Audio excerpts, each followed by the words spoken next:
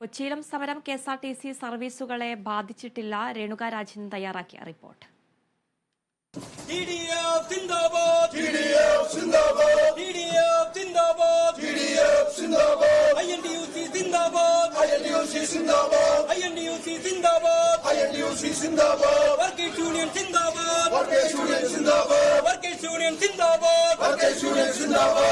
LDF സർക്കാരിന്റെ തൊഴിൽ നയ രഹിതങ്ങൾക്കെതിരെ പ്രതിപക്ഷ യൂണിയന്റെ നേതൃത്വത്തിലുള്ള ഒരു ടിഡിഎഫ് സംഘടനയുടെ ഒരു പണിമുടക്കാണ് നടന്നുകൊണ്ടിരിക്കുന്നത്. ചേട്ടാ, നിങ്ങൾ പണിമുടക്കിലേക്ക് വന്നതിന്റെ ഒരു ആശയം? ഞങ്ങൾ 8.5 വർഷക്കാലമായിട്ട് ഈ എൽഡിഎഫ് ഗവൺമെന്റ് അധികാരത്തിൽ വന്നിട്ട് ഒരു പ്രാവശ്യം പോലും ഞങ്ങൾക്ക് കൃത്യമായി ശമ്പളം തന്നിട്ടില്ല.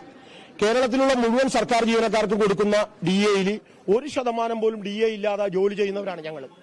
ആ ശമ്പളം ഞങ്ങൾ അനവധി സമരങ്ങളൊക്കെ ചെയ്തപ്പോൾ കേരളത്തിന്റെ ബഹുമാനപ്പെട്ട മുഖ്യമന്ത്രിയും ഗതാഗത വകുപ്പ് മന്ത്രിമാരും പറഞ്ഞത് 1-ാം തീയതി തരും, 2-ാം തീയതി തരും, 5-ാം തീയതി തരുമൊക്കെയാണ്. ഇപ്പൊ ഇന്നലെ ഈ സമരം നടക്കുമ്പോൾ പോലും നമ്മുടെ ഗതാഗത വകുപ്പ് മന്ത്രി പറഞ്ഞത് 1-ാം തീയതി ശമ്പളം കൊടുത്തതാണ്. നിങ്ങളടക്കം റിപ്പോർട്ട് ചെയ്തിട്ടുണ്ട്, ഞങ്ങളുടെ അതിന്റെ തെളിവുണ്ട്, ഫ്ലാഷ് ന്യൂസുകൾ. അപ്പൊ ഇങ്ങനെ തൊഴിലാളികളെ തെറ്റിദ്ധരിപ്പിച്ചുകൊണ്ട് ഈ നടത്തുന്ന കള്ളപ്രചരണ വേലകളെ തുറന്നു കാണിക്കാനാണ് ഞങ്ങൾ ഇത്തരത്തിലുള്ള ഒരു സമരം സംഘടിപ്പിച്ചത്. ഈ സമരം പ്രഖ്യാപിച്ചതിന് ശേഷം MD ഞങ്ങളെ ചർച്ചയ്ക്ക് വിളിച്ചിരുന്നു. MD പറഞ്ഞത് ഈ കഴിഞ്ഞ മാസത്തെ ശമ്പളം, ഞങ്ങള് ഫെബ്രുവരി മാസം ശമ്പളമല്ല ചോദിക്കുന്നത്, ജനുവരി മാസത്തെ ശമ്പളമാണ്.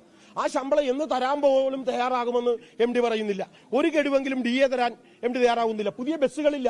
15 വർഷവും 18 വർഷമായ ബസ്സുകളാണ് ഇവിടെ ഓടിക്കുന്നത്. ഞങ്ങളുടെ സമരത്തിന്റെ ഏറ്റവും കാതലായ 2 മുദ്രാവാക്യങ്ങളിലൊന്ന് ശമ്പളം തരിക എന്നുള്ളതും പുതിയ ബസ്സുകൾ ഇറക്കുക എന്നുള്ളതുമാണ്. അപ്പോൾ ഇവിടെ നടത്തുന്ന LDF ഗവൺമെന്റ് അധികാരത്തിൽ വന്നപ്പോൾ പറഞ്ഞ വാഗ്ദാനം, KSRTCയുടെ എല്ലാവിധ കടങ്ങളും ഏറ്റെടുത്തുകൊണ്ട് 3 വർഷത്തിനുള്ളിൽ ലാഭത്തിലാക്കുമെന്ന് പറഞ്ഞ ഗവൺമെന്റ് ഇന്ന് 8.5 കൊല്ലം പിന്തുടരുമ്പോൾ ഇന്നലകളിൽ പറഞ്ഞ മുദ്രാവാക്യങ്ങൾ നടപ്പിലാക്കിയില്ലെന്ന് മാത്രമല്ല, PSC വഴി ഒരാളെ നിയമിക്കാതെ ഇന്നലെ ഈ സമരത്തെ പൊളിക്കാൻ വേണ്ടി വഴിയിൽ നടക്കുന്ന DYFIക്കാരെ കൊണ്ടുവന്ന് കണ്ടക്ടർമാരാക്കി സർവീസ് നടത്തുകയാണ്. കേരളത്തിൽ അങ്ങോളം ഇങ്ങോളം 50% സ്ഥിരം ജീവനക്കാർ ഈ സമരത്തിൽ പങ്കെടുക്കുകയാണ്.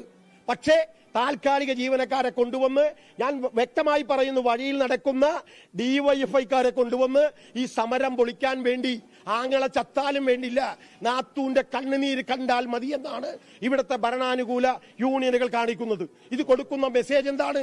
ഞങ്ങൾക്ക് ശമ്പളം തന്നില്ലെങ്കിലും വേണ്ടില്ല, ഞങ്ങള് പിണറായി വിജയന്റെ വീട്ടിലെ അടിമപ്പണിക്ക് തയ്യാറാണെന്ന് ഇവിടുത്തെ ഇടതുപക്ഷ യൂണിയൻകാർ തെളിയിക്കുന്ന സമരമാണിത്. ഈ സമരത്തിൽ തൊഴിലാളികൾ ഞങ്ങളുടെ കൂടെയുണ്ട്. നിങ്ങൾക്ക് വൈകുന്നേരം അറിയാം, ഇന്നലെകളിൽ 8 കോടി 9 കോടി രൂപ കളക്ഷൻ ഉണ്ടായിരുന്നെങ്കിൽ നാളെ KSRTCയുടെ കളക്ഷൻ എന്താണെന്ന് ഈ സമരം തെളിയിക്കും.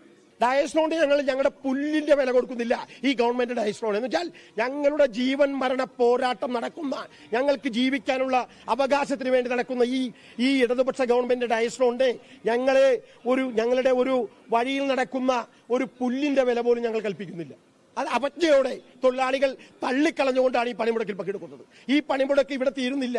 ഈ പണിമുടക്കിന് ശാശ്വതമായ പരിഹാരമുണ്ടാക്കാതെ ഈ ഗവൺമെന്റ് മുന്നോട്ട് പോകാനാണ് ശ്രമിക്കുന്നതെങ്കിൽ ഞങ്ങൾ അനിശ്ചിതകാല സമരം ഞങ്ങൾ പ്രഖ്യാപിക്കും. വരും നാളുകളിൽ അതിന് കേരളം സാക്ഷിയാകുമെന്ന് ഞങ്ങൾ വിനയത്തോടു കൂടി പറയുവാൻ ആഗ്രഹിക്കുകയാണ്. ഒരു അനിശ്ചിതകാല സമരത്തേക്ക് തന്നെയാണ് ഈ TDFന്റെ ഒരു പണിമുടക്ക് പോകുന്നത്. ഇവർ കൃത്യമായി ഉന്നയിക്കുന്നത് ശമ്പളം ലഭിക്കുന്നില്ല, അതോടൊപ്പം തന്നെ പെൻഷൻ ലഭിക്കുന്നില്ല, ഡയസ്ലോണിനെ ഇവർ കാര്യമാക്കുന്നില്ലെന്ന് തന്നെയാണ് പറയുന്നത്. കാരണം ഇത്രയും വർഷം സർവീസിലിരിക്കുക സർക്കാർ ജീവനക്കാരനാണ്, ഇവർക്ക് സുരക്ഷിതത്വം ലഭിക്കുന്നില്ല, ഇതിനൊരു പരിഹാരം കാണാതെ ഇവർ പോകില്ലെന്ന് തന്നെയാണ് പറയുന്നത്. ക്യാമറ പേഴ്സൺ രവി മേനോനോടൊപ്പം രേണുക രാജേന്ദ്രൻ, കേരള വിഷൻ ന്യൂസ്, കൊച്ചി.